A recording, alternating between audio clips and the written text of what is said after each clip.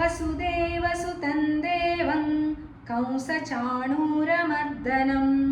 देवकी परमानन्दं कृष्णं वन्दे जगद्गुरुम्।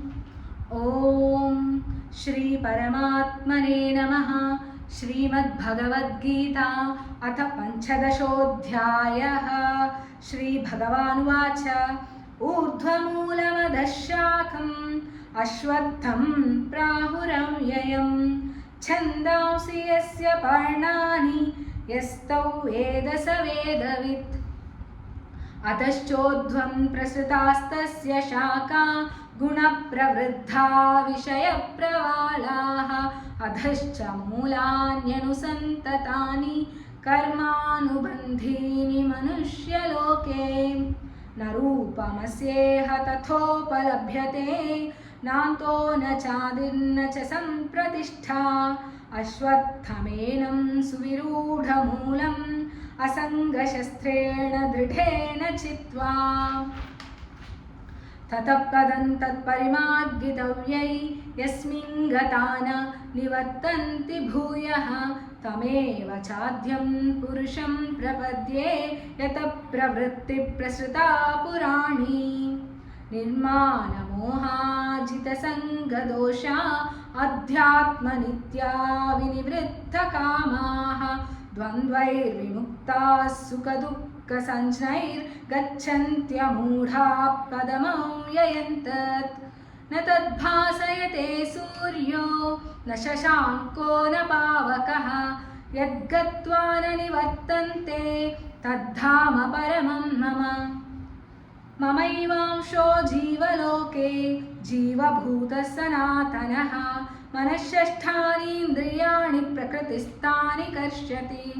शरीरं यदवाप्नोति यच्चाप्युत्क्रामतीश्वरः गृहीत्वैतानि संयाति वायुर्गन्धानि वाशयात्। श्रोत्रं चक्षुस्पर्शनं च रसनं घ्राणमेव च अधिष्ठाय मनश्चायौ विषयानुपसेवते। उत्क्रामन्तौ स्थितौ वापि भुञ्जानौ वा गुणान्वितं विमूढानानुपश्यन्ति पश्यन्ति ज्ञानचक्षुषः।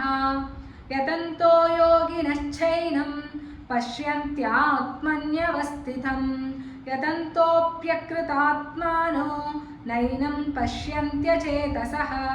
यदादित्यगतं तेजो जगद्भासयतेऽखिलं यच्चन्द्रमसि यच्चाग्नौ तत्तेजो विद्धि मामकम्।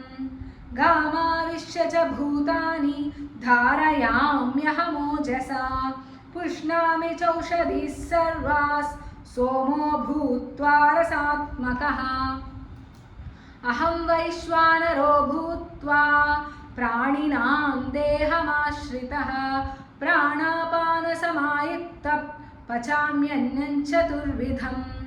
सर्वस्य चाहं हृदि सन्निविष्टो मत्तस्मृतिज्ञानमपोहनं च वेदैश्च सर्वैरहमेव वेद्यो वेदान्तकृद्वेदविदेव चाहम्।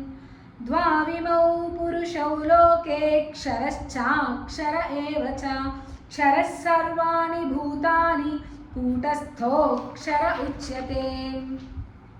उत्तमपुरुषस्त्वन्यः परमात्मेत्युदाहृतः यो लोकत्रयमाविश्य बिभर्त्यव्यय ईश्वरः।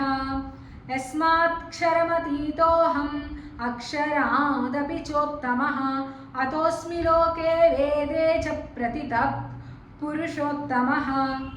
यो मामेवमसम्मूढो जानाति पुरुषोत्तमं स सर्वविद्भजति मां सर्वभावेन भारत।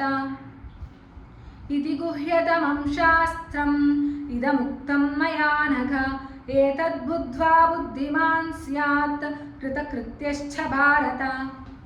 ओम तत्सदिति श्रीमद्भगवद्गीतासु उपनिषत्सु ब्रह्मविद्यायां योगशास्त्रे श्रीकृष्णार्जुनसंवादे पुरुषोत्तमयोगो नाम पंचदशोऽध्यायः। ओम श्रीकृष्णार्पणमस्तु। योगेशं सच्चिदानन्दं वासुदेवं व्रजप्रियं धर्मसंस्थापकं वीरं कृष्णं वन्दे जगद्गुरुं श्रीकृष्णं वन्दे जगद्गुरुम्।